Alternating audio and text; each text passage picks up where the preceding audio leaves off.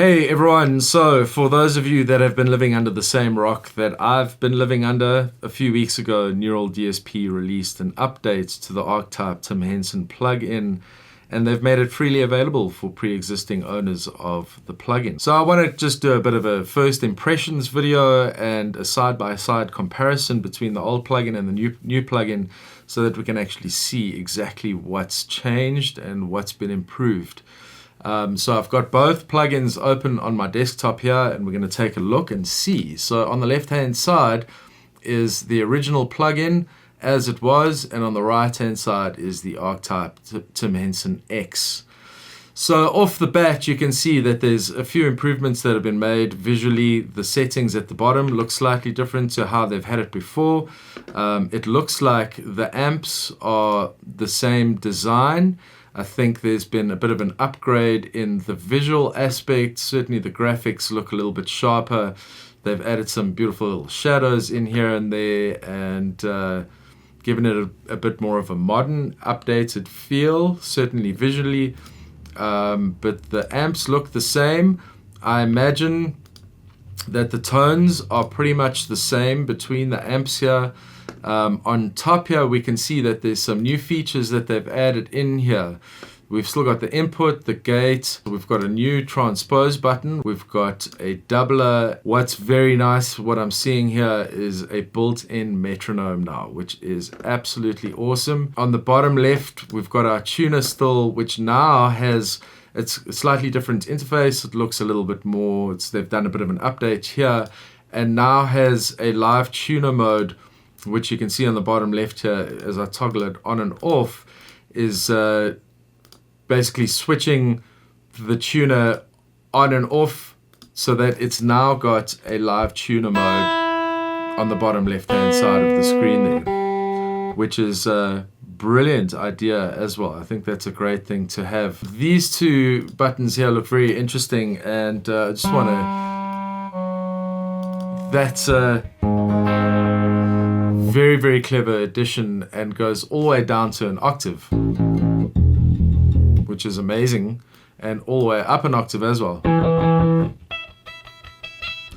Very, very, very nice, very handy, and it sounds pretty solid. Seems to be handling all those intervals very, very nicely. Very nice feature that. Very, very glad that they added that in. The doubler seems to give it a very nice stereo widening. It's obviously kind of doing the same sort of thing as a ping pong delay would do, and you're able to sort of manipulate and adjust the amount of time that you're putting between the two notes as it doubles and separates, giving that nice stereo width. So at 3 milliseconds with it off, sounds nice and clean. With it on at 3 milliseconds, beautiful. I mean, it's really just opening that sound up really nicely. And if we take that all the way up to 20 milliseconds, that is so beautiful.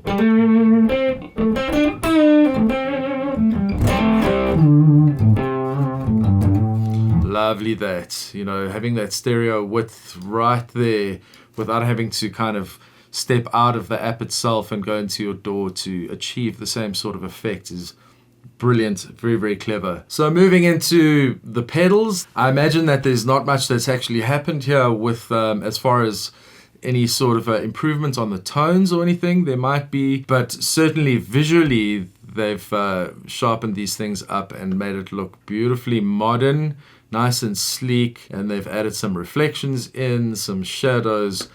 Very, very, very, very nice. The amps, like I said, look all the same. Moving into the amp editing section, it looks like things have changed a little bit. We've now got this room send, which is, I imagine is going to be just adding the amount of the room that the microphone is picking up, and allowing you to actually like add that into the feed.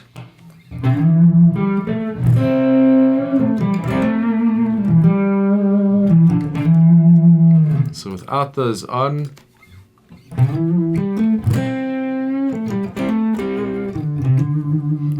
very, very nice that. I mean, that is so useful. Again, when it comes to mixing your guitar sounds, they're literally making it as easy as possible for you to really just try and get to the tone that you're looking for as quickly as possible without having to sort of overthink things in your DAW. So the Multivoicer apparently has had quite an overhaul. I haven't actually had a chance. This is sort of a first impression. I had a very like a 60-second glance at the plugin before actually putting the camera on now. So I'm really just having a first look at this with you guys. I imagine it works the same as it did before. You've got 4 voices available, and you can adjust those voices all the way up to a 15th on either side.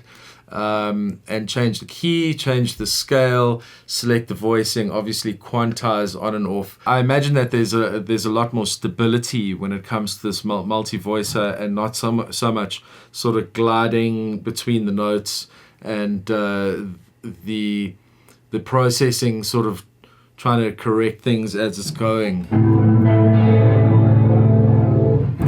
I mean, I'm not using the best intervals right now, but I'm looking forward to getting into this, and I've obviously played around with the MIDI function with this before, and haven't used it a massive amount. And it's one of those things that unless you're using it all the time, you need to go back to some sort of a tutorial to kind of remember how to operate these things.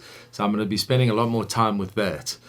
The graphic EQ again looks very similar, and this time giving us some cutoff frequencies on the top and bottom end. These guys, they're kind of thinking of everything to have everything in their own box so that you're not having to go outside of the app to find things in your DAW to do the things that it now can do. And then obviously over to the effects, there's just a little bit more detail visually. They've put some shadows in, there's a little bit more reflections. Absolutely loving what I'm seeing, and quite keen to see like if we kind of bounce between the two apps, if we're going to have the same sort of tone, because ultimately I think aside from the visual elements and the few new things like the transpose button, the doubler, and the improvement on the Multivoicer, I imagine that the tones are going to be quite similar. But let's have a look. So let's start with a standard default preset, and let's bounce between the two. So we've got the original plugin.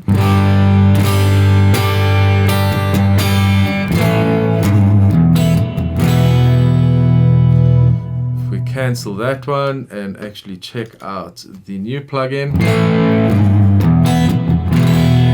Very similar. Oh, those reverbs, man alive.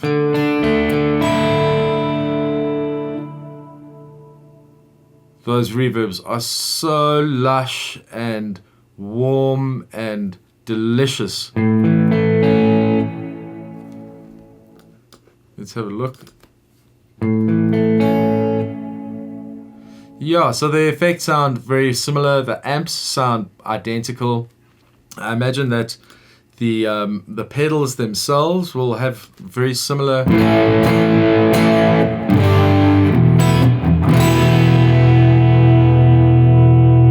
And if we go here, standard, I'm not really going to be adjusting sort of any parameters or anything there. I really just want to see.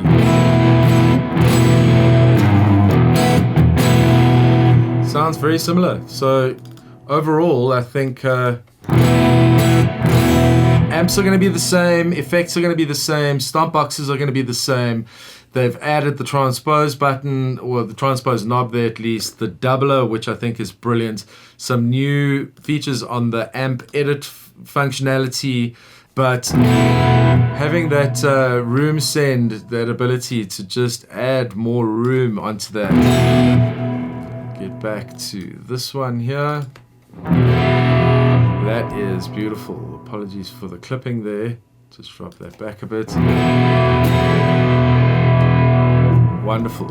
So, you know, on the previous app, I obviously had some user presets that I'd made along the way, and very conveniently, they've actually just imported straight into the new the new plugin as well. So comparing the two, this is how my previous preset would have sounded.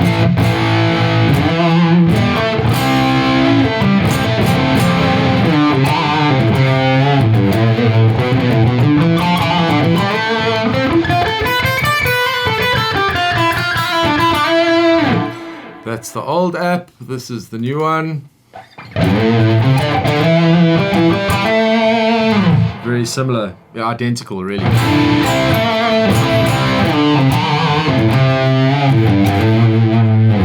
And again, like just this is gonna make the world of difference. And I just want to play around with this a bit and just see how that's gonna actually affect my pack.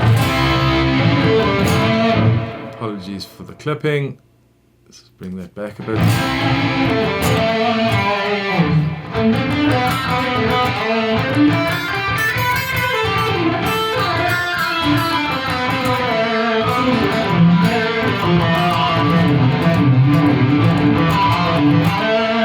Beautiful.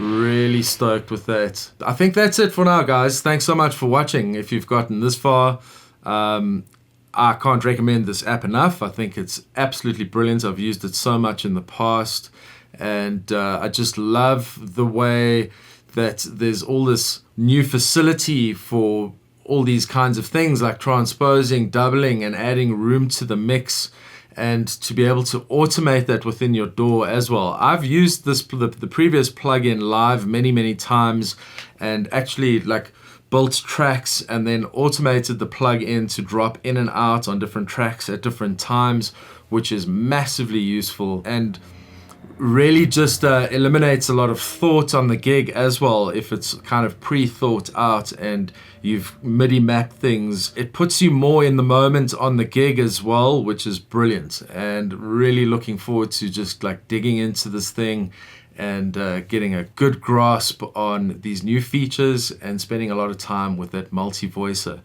Thanks so much for watching. Hope you guys are well out there. See you in the next one. Thanks so much, guys.